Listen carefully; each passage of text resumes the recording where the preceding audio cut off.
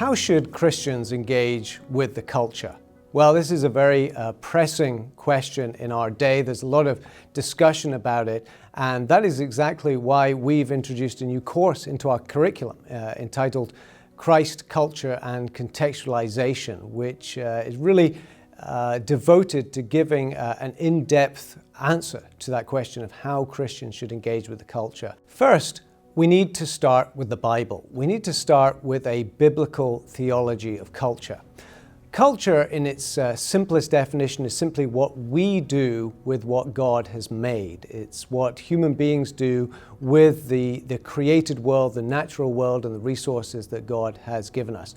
And the Bible, of course, has a lot to say about the world and what God has made and what we are to do with the world that God has made. So, first of all, we want to start with Scripture and what Scripture gives us in terms of a biblical theology of culture.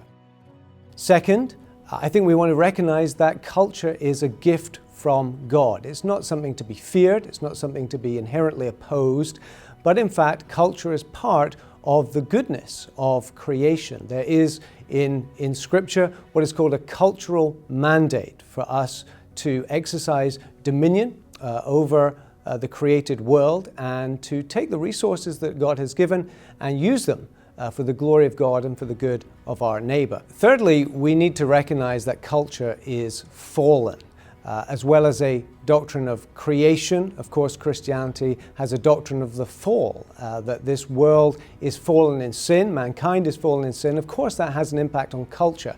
And so the culture around us is always going to be a mixture of good and bad. And so we need to exercise great discernment to be able to tell the difference between a God-honoring culture and a God-dishonoring culture. Fourth, I think we need to recognize that all culture is religious in nature because all culture reflects some sort of value system.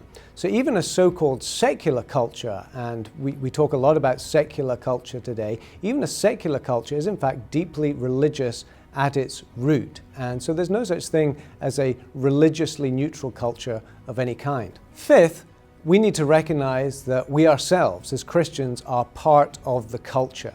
So we can't separate ourselves from culture. We can't isolate ourselves from culture. We are affected by the culture around us, and we also affect the culture around us, for better or for worse. Lastly, we need to view culture through the lens of the Great Commission.